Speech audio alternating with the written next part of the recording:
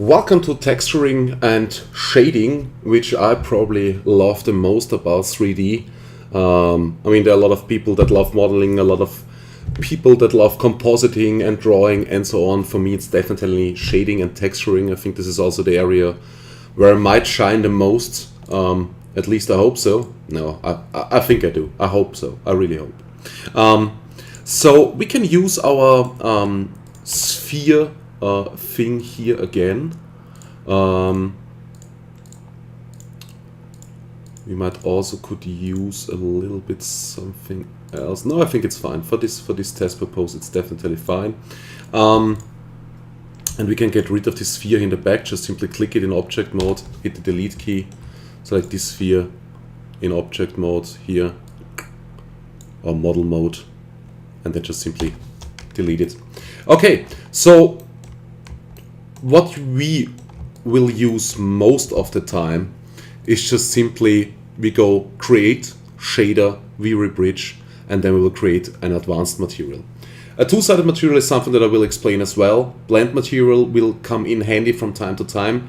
V-Ray car paint material is, I think, pretty much self-explaining, so it's just simply a car paint material. Even thought you can use it for all kind of stuff. For snow creation, it's also pretty cool. Displace material is something that we also will use from time to time. What Displace is doing is just simply deforming the geometry based on the black and white map that we have loaded, but I will get into this a little bit later. And what we will use also as well is a fast SSS2 material, hair material, really depending on the situation. If you're maybe making a carpet or something like that for an interior, we can use here hair material. Override material is probably one thing that we'll never use. But the most common material is the advanced material, and here we can create a lot of stuff. So we'll just simply make a left click on it, and as you can see, it's already there. Double click on it and we open it up. And the first thing we see here is the diffuse layer, which diffuse layer will most of the time only get used for loading our texture maps. So if we wanna, I don't know, let's say we wanna use an image on our sphere, we can just simply use, I don't know, let's just simply use this checker texture that we used before for our optimization chapter, and then we can just simply drop it on our sphere. We also then have different methods what we can do. First of all, let me get rid of those lines. I will just simply switch here to ground shading so we can see this a little bit better, and let me get rid of the light. We also have different mapping methods, so this is how the texture will behave on the sphere itself. So if we click here on this texture, we can here then change the projection. So right now it's set to UV mapping. We can also change this to a spherical mapping, which will not change really since this is a sphere right now, but we could also change this to cylindrical. As you can see, already changes to flat, to cubic, to frontal, which frontal will always move with our camera.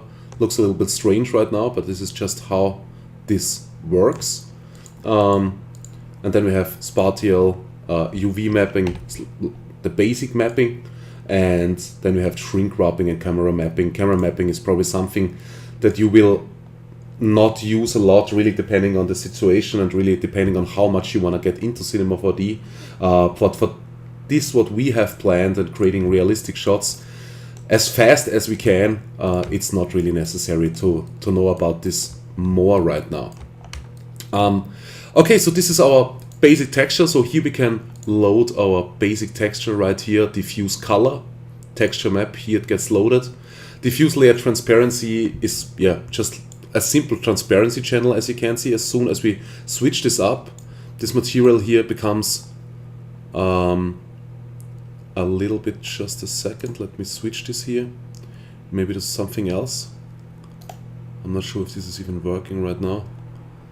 So you have here different previews that you can choose. So right now it's set to sphere, but we could also change this preview here to a cube, or to a rounded cube if we want to, or to a knot, and so on and so on. Let's maybe just simply stick with the sphere for now.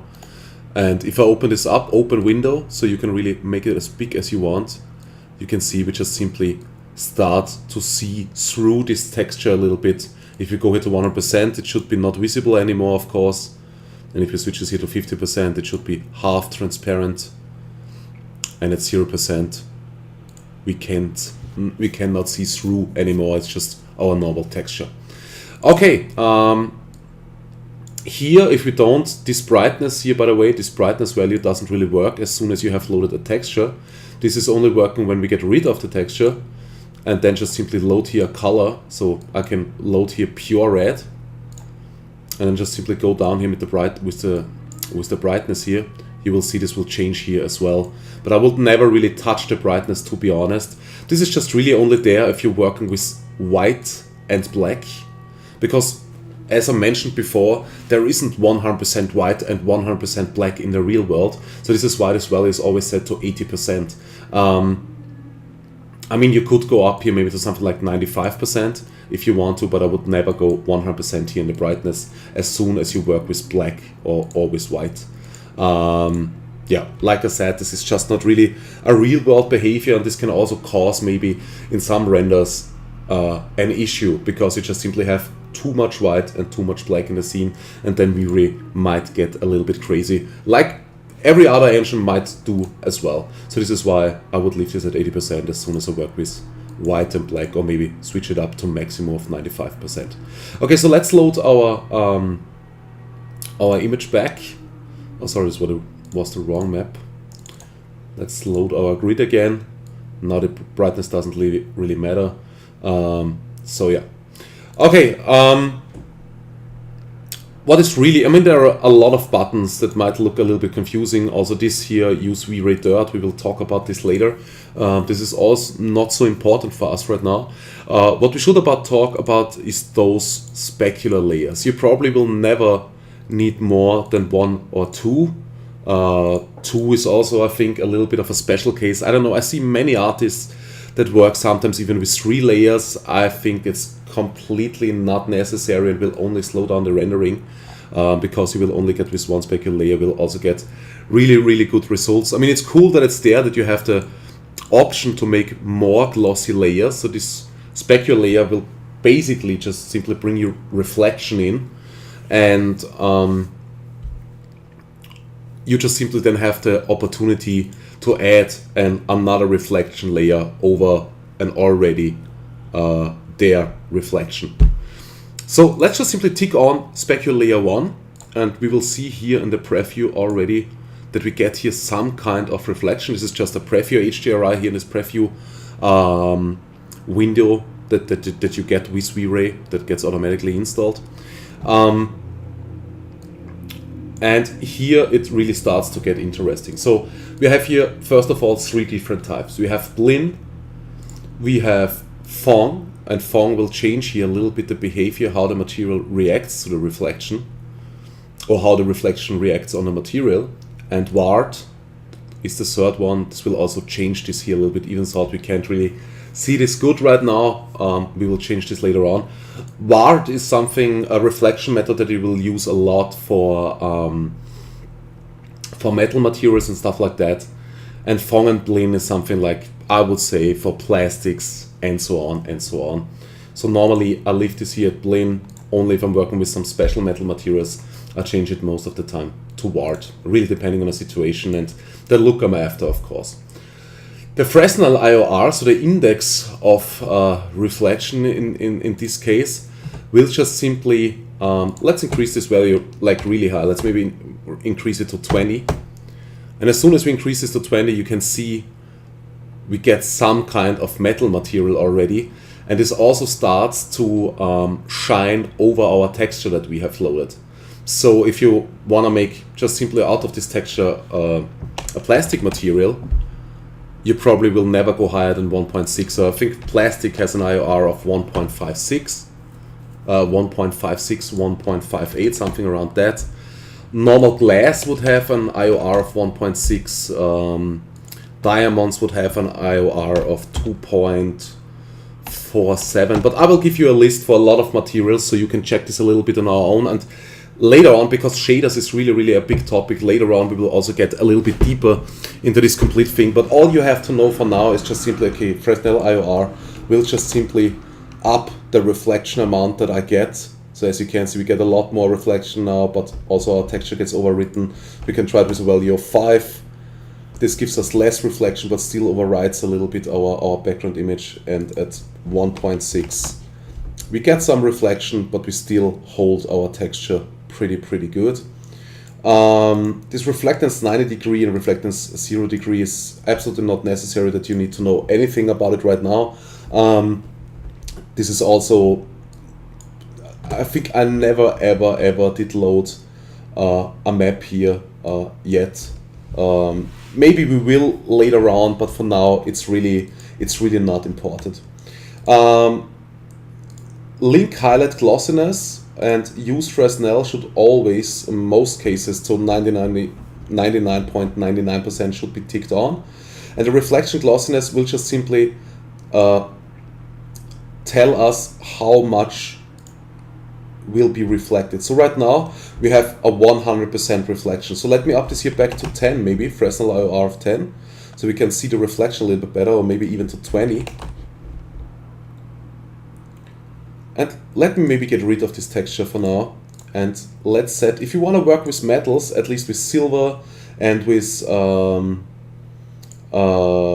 gold, copper, stuff like that, we always should set the diffuse color to complete black. Because as you can see, we still get here some white in, and this is because of the diffuse channel. So there are two things we can do. We can just simply switch off the diffuse layer. That's just fine. We can do this for metal materials.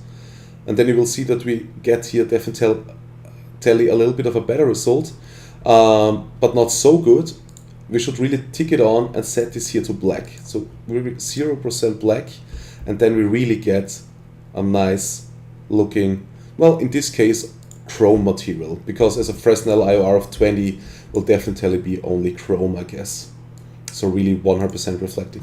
So with this reflection glossiness value, I can now change the reflection. So I can just simply go, okay, I don't want to have a 100% reflection, I just only want to have 0.8. And let's just simply let V-Ray a little bit render, and as you can see, this is what we get with 0.8. Let's maybe go down to 0.5. Then it starts to look like this already. Just a second. Here it has already changed, but over here not. And this is what we get with 0.5. And let's maybe change this back to 0.8. Again, here we can already see the preview, what it looks like. Just waiting here for this to update. And let's go maybe 0.9.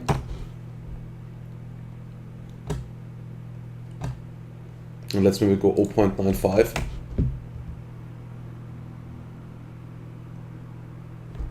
Okay, and back to 1.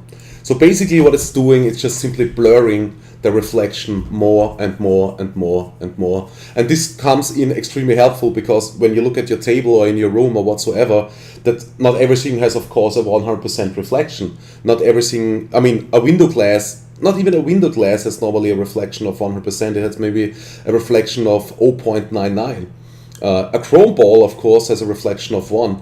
But everything else, I mean, if I look here at the microphone that I'm recording, this is of course metal, and it's reflecting something, but it's definitely only a blurry reflection that I have here. So if I would now try to I don't know, it's a silver microphone that is really, I don't know, let me show this quickly. Just a second. So here you can see my microphone, and as you can see, this part here is of course, it's of course not pure chrome, but it's some kind of. Here we would really need a really high reflection value, but for this part here we would definitely need to go down to something like, I'm not sure, we really would need to test this, but I would say something like 0.5, and also go down with the Fresnel IOR maybe to 10 or something like that, or maybe even lower, maybe to 6. And then we will start to get here a little bit something. Okay, so this is why this reflection glossiness value and this Fresnel IOR value is really important. With this IOR I can just simply say, okay, I just want to have it so much or so high reflective from chrome to maybe, let's say, chrome at 20, silver maybe something around 8, between 8 and 10, and then maybe something like iron, something around 3 to 5 to 6, something around that. Another cool thing what we can do, let's work with something like silver. Let's go here with Fresnel IOR of 10, and let's maybe get the reflection glossiness down to 0.9 or 0.91, something like that. Maybe let's even 0.85 might be fine. What we can do, we can also change the color of this metal, and this we can do with the specular color. So let's say, okay, this isn't really a pure silver material. I mean, it looks familiar, but it doesn't have the same color. What we can do here in the specular color, we can start to mix in or bring in some color. So if I want to have this metal red, I can just simply go here, red, and as you can see, we get this really nice red metal material. If I would try to do this with the diffuse channel, as you might have guessed, maybe that works like that. So if I go here, diffuse channel, and set this here to red, the red value comes a little bit in, but not at all, really not at all. So as you can see, we get a little bit of red here, but not really. And this is because of the high IOR. The IOR just simply overrides the diffuse color more and more and more. It's the exact same thing that we had with the texture before. As soon as we get here higher, this just simply gets overwritten. And this is why when we're working, and this is only really when we're working with a really, really high IOR, and this is what we're only using for metal materials, is that we need to start to mix, if we need some color, to mix it in here with the specular color and not with this diffuse layer. So the diffuse layer will always stay black for metals, and if we really need some color, or maybe some more silverish, we can also here go grayish. Then we will try to mix it in right here, or maybe let's make it orange or something like that. Doesn't really matter, to be honest. Doesn't really matter. Okay, so this is just a little bit of an introduction, and we could also search here for some kind of gold color if we want to. Maybe something like this might be even too. Yeah, maybe something like that. I mean, there are all kind of golds out there with different names and different colors, like white gold, rose gold, what do I know. So yeah, you just simply have to find the color that you are looking for your gold material. But we can go now and drop this here on our first sphere. So here we have our gold material, which is pretty cool. And let's just simply make hold down the control key and left mouse, drag and drop, so we can duplicate this material. We will first of all call this here, this first material here, gold. Let's simply call this gold material. Let's simply call it gold metal. And then we can jump in here, and then we'll just simply call this glass, because we will now create a glass. And what we don't need for glass, so first of all, we don't need a diffuse layer for glass. It's just simply not necessary.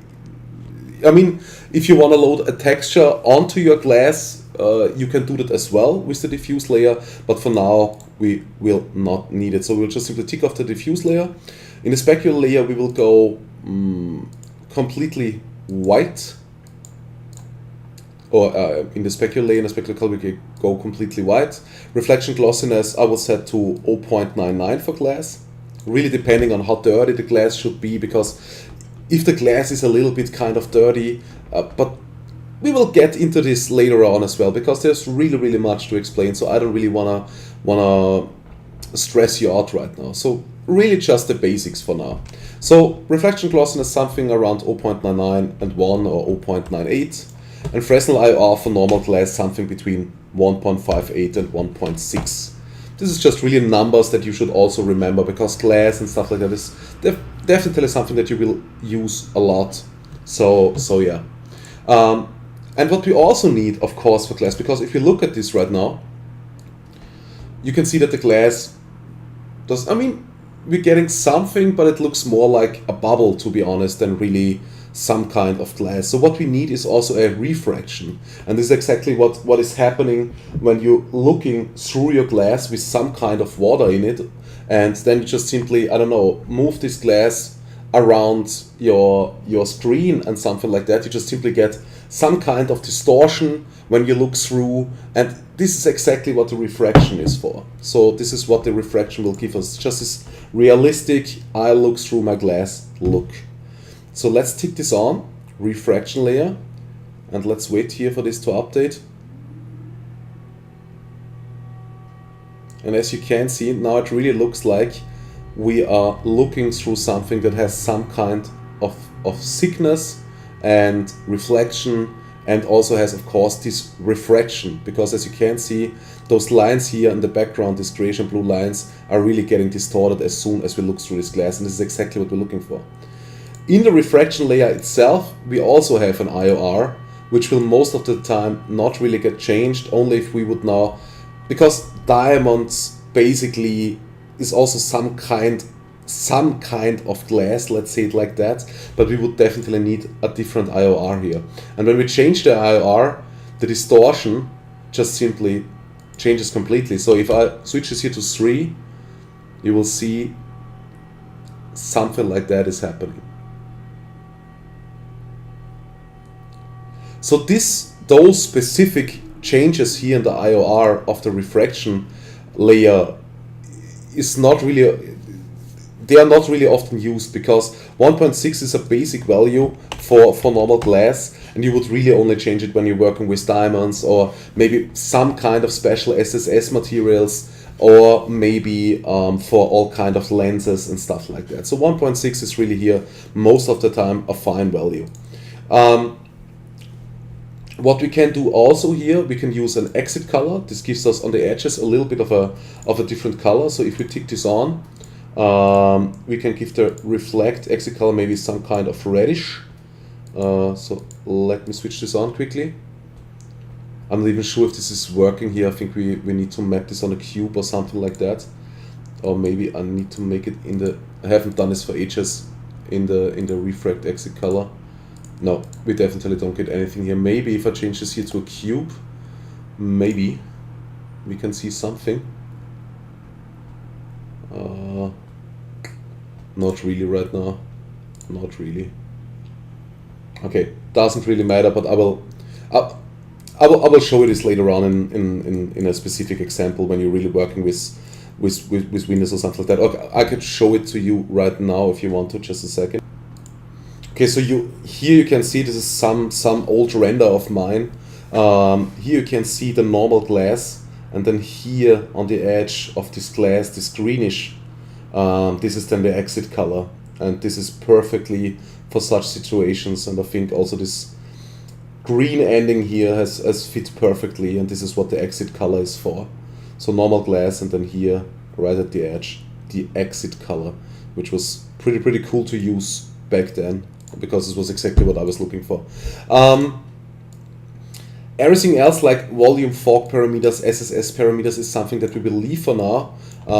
We will jump into SSS a little bit later. I really don't want to be too confusing right now. So this is how you can create a basic glass material, which will come in pretty handy as well, and you will probably need a lot. So we can just simply drop this onto the next sphere, and now we can try, let's do another control left drag and drop, and let's call this here plastic, and let's tick off the refraction layer because we don't need it anymore. Let's tick on the diffuse layer, and let's try to create a normal plastic material. I would go with a Fresnel IR of 1.56 or 1.58 for plastics, and I mean a lot of materials get created in this area between 1.5 and 2.0. I would say 1.5 and 2.0 is a lot of things where you can create a lot of stuff, like concrete has some kind of reflection sometimes. Here you can play around ceramics, plastics, and so on and so on. So there's really a lot of stuff. Wood, if you have a wooden floor or something like that, this is all something between, I would say, 1.4 and 2.0, something between them. So for the most materials, you don't have to get higher than a value of 2 here. Then it's just really a matter of taste and testing and looking stuff up and seeing how it works and how it works in the scene and how realistic does it look like, and so on and so on.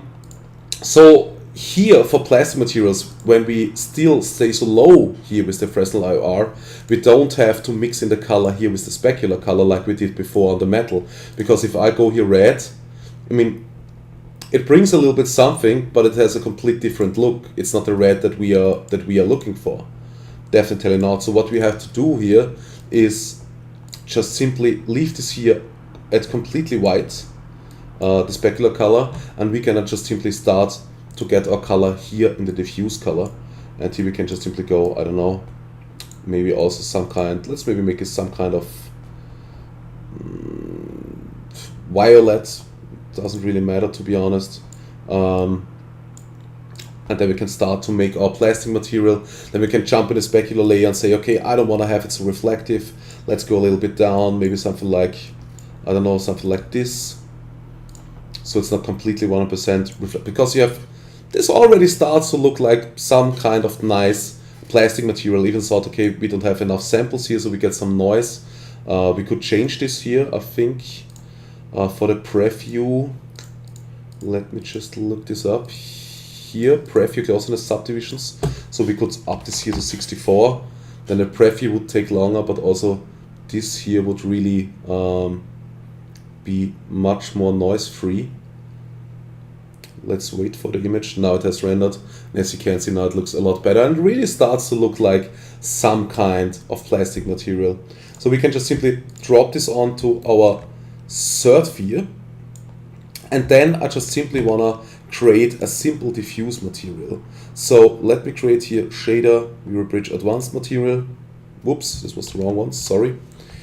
Create shader advanced material, and we will just simply call this diffuse. And then we will only leave on this one diffuse layer, and then we will just simply mix some color in. Let's maybe make this really reddish or something like that. And then we will just simply drop this here onto the sphere. And let's just simply turn on back our light and maybe bring our camera a little bit into position. And I'm not sure if we have now anything optimized in the scene. I don't think so, to be honest. So I will just simply try to up here the subdivisions maybe to 256. Let's maybe in the GI also go a little bit higher. I mean, I'm just only guessing right now, so I'm just trying some values, 128. Let's maybe go here with a threshold of accept divisions maybe to 10.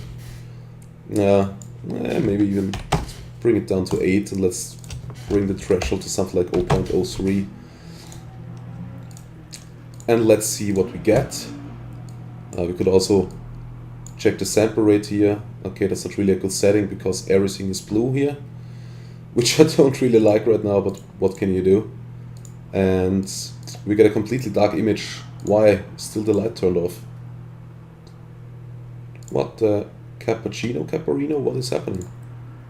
Okay, it seems like that the HDRI is not loaded anymore, so we just simply have to reload our HDRI. Let me just check where it is. Here it is. Perfect. sRGB is set. Okay, that's good. We always need to set this here to sRGB, and everything else should be perfect. Okay, so let's render again, and let's see what we get now. Here in our sample rate settings, yeah, now it's doing some anti-aliasing, which should do some anti-aliasing. That's good. Also here a little bit on the reflection, on the highlights of the reflection of the metal. And this might be still a little bit too much. What we can do here for the, at least for the metal material, what we also should do for the plastic material, we should type in here specular layer, closeness subdivisions, maybe 64 for now for the plastic, and do the exact same thing maybe here for the metal, so that we save some render time when we render this out now. Let's see if this renders now fast, and also if it, yeah, it's doing way less anti-aliasing now here. So we could even go higher here on the metal material with the samples. Well, I think it's only doing the edges of the reflection, which is pretty good. And let's also check our GI. I think a little bit of noise here. And let's also check the lighting. Well, lighting is pretty clean. Maybe here in the back, not really. He would need a little bit more sampling as well. But it's okay. It's okay. It doesn't really matter. I mean, this glass material now also looks a little bit crazy because we only have a white background. So yeah, I think we could just simply to make this look a little bit. And also, as you can see, we have here still a lot of noise on our plastic material, which I don't like. So let me just change this quickly. I really can't. I'm such kind of, I don't know if you know the movie series Monk. I'm some kind of this guy. If I see something like that I really don't like, I have to change it right away and get rid of it. I don't know. it's only in 3D. We should also tick off the anti-aliasing filter here, by the way. And yeah. Another thing that I forgot. Yes, I also wanted to delete the background plane here. So let me just go into poly mode and delete this, and click on this and delete this. Then point mode, Control A, select all points and optimize. And we jump back into our camera. And let's maybe go a little bit down with the camera, something like this. And yeah, I think that's good. And let's go render the picture viewer. Okay, what was this for now even? So why we are rendering this? It's really simple, to be honest. In my personal opinion, there are only, I mean, there are a lot more materials in the real world than those four, of course. But I think these are the materials that you will use the most. This is really like all sort kind of metals, because you need them a lot. Doesn't matter if you're doing a phone or if you're doing a car or whatsoever. I mean, you will really need metal a lot in 3D. Then glass, you will need glass a lot. Even if we take the same examples, a phone and a car, you need glass there. If you're doing a watch, you need glass and metal there. And if you're doing a watch or a car or a phone, you will also need plastics. And for all other kind of stuff, we have this little red ball here. This is diffuse. So diffuse is a lot of stuff. Even thought making a realistic close material is a little bit more difficult than just using a simple diffuse channel. But basically it is a diffuse channel. Basically it would really be SSS, so subsurface scattering, but this would just simply take way too long to render. So basically what you can do to get realistic clauses is just simply work with a diffuse channel, and then use some kind of fall off to get those nice little bit of white or whatever fall off around the edges to make this cloth material look a little bit better. But all I want to say is I think those four materials are like the most common materials that you will use a lot, and the only thing that you will really change a little bit is this plastic material to a little bit of a higher IOR maybe. So if you're going for ceramics, we could just simply change this to 1.8 and 1.9, and then we would probably get a more realistic ceramic material. But right now it looks like really good plastic. But let's say we want to go ceramic. I just want to show you this really quickly. Let's maybe just up the IOR here to something like 1.82 maybe. And let's also give it a little bit more glossiness, because ceramic probably would have a little bit more glossiness, of course. Maybe something not so much, maybe something like this. And let's render this again. I mean, I would really need to play around with this now to really get this absolutely perfect. But like I say, for many materials, you really only have to change these basic materials a little bit in the glossiness and a little bit in the IOR, and you're just simply getting there. So it's not really much of an hat trick or something like that. It's just really, it's that simple, you know. And for a lot of materials, you can do the same trick over and over again. You just simply look at the picture and start out with a basic IOR between 1.4 and 2.0. And then you just simply use those values compared with the glossiness, and then you just simply go there. Okay, or you get there, you know. So this looks a little bit more definitely like ceramic, even though it's not perfect, because we would need to work more on the glossiness, and of course just looks a little bit weird right now because also it's pink or violet or whatsoever. But you get the idea, okay? The only thing where you really need to get a little bit crazy with the IOR is really metal materials. And this is some kind of its own topic, but this is really where you try to get something between IOR of, really depending, between 4 and 20. 20 is like really high for chrome. For everything else, you will definitely stay between 4 and 10. So at 4, I would start with iron, and at 7, 8 to 10, I would start with gold, silver, copper, and so on and so on. And glass is also really important. So this was just a basic introduction, really basic introduction to some of the basic materials that you can create and how you can create them. And I hope this gives you some kind of a little bit of an idea that how you can start on your own a little bit to experiment most of the time with this plastic material here, and then just simply play around with it and see what you get, and with this little test scene here. Okay, and in the next chapter we will go a little bit more advanced and talk about a little bit more advanced creations of materials and what we can do to make them even look a little bit more realistic, because right now they're just really basic, but we can do a lot more. And it's really simple, I promise it. It's really simple. And afterwards, when we got all those basics and the advanced stuff in, we can really start and make our first own production shots. And you will really know what you have to do and what you can do in certain situations, just to simply make it this little tick better to make it really look realistic. So thanks for listening, and I'll catch you in the next chapter.